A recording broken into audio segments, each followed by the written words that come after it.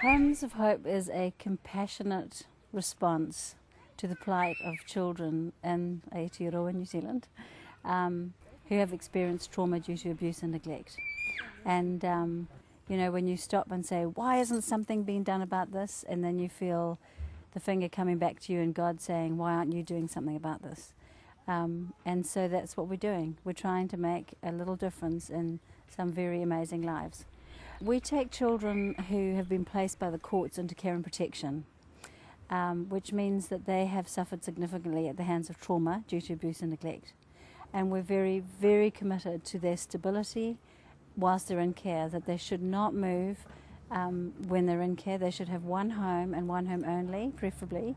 So when the cases are very complicated, which they invariably are at our level of care, we are committed to supporting them in whichever way we can to ensure that they are getting the most excellent love and care and nurture, and we're achieving that in an environment which is holistic, which is sustainable, which is safe, and able to support those children. My name is Craig Walden, and I'm house parent for Homes of Hope. I'm Angela Walden. When we applied for the job, we thought, oh, this is in our hearts, that we don't want to read the newspaper about,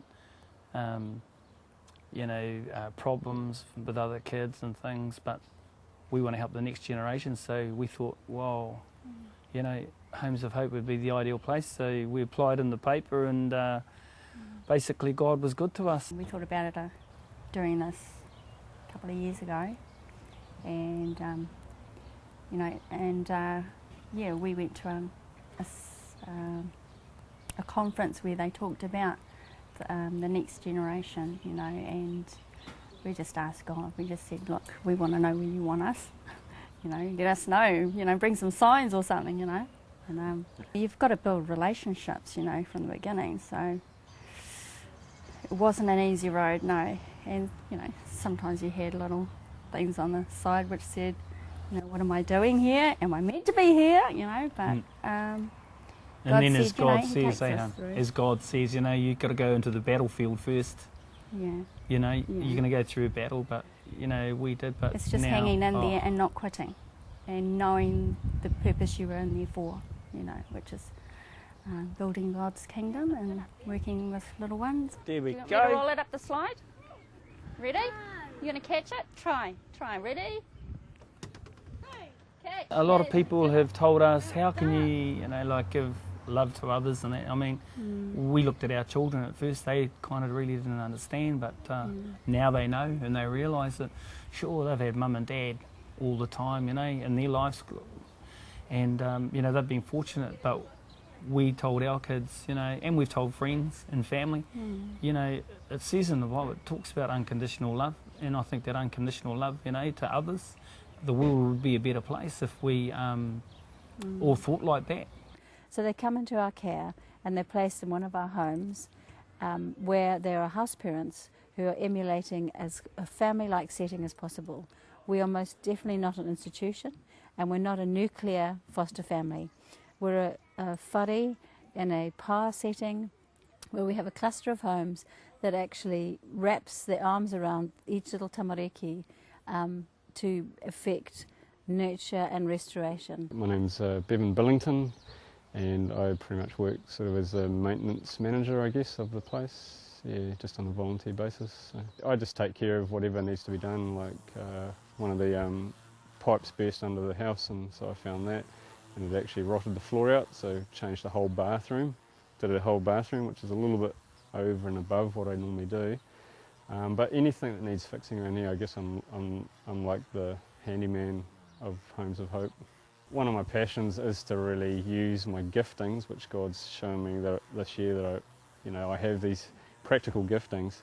I'm starting to just slowly build relationships with the kids. I think for a little while I was a little bit hesitant to know their backgrounds, just from my own background, but I guess that's also part of my journey. As I've learnt some of their stories, it's actually helped me on my own journey too.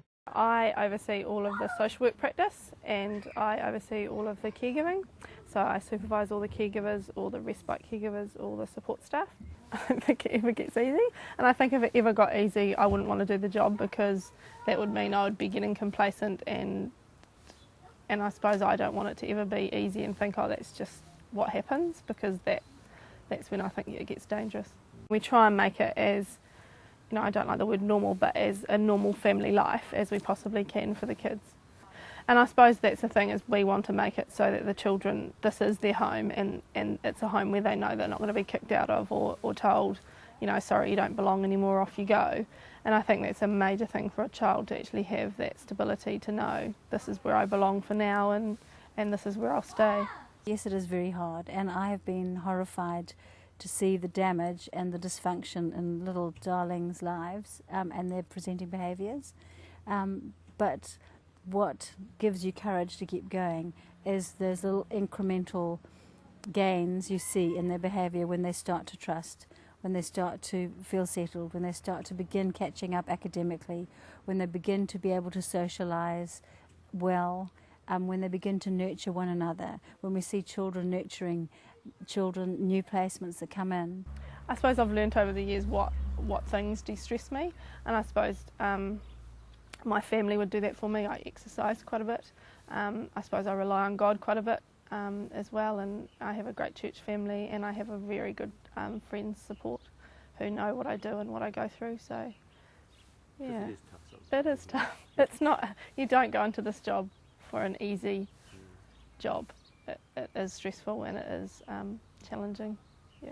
I think when you can come into a child's life, and as they say, homes of hope is, we're giving them hope, and basically their salvation is the most important thing, because at the end of the day, like Anne says, with all the life skills we're giving them too, we want them to grow up into the community and be the next generation and the next lot of role models.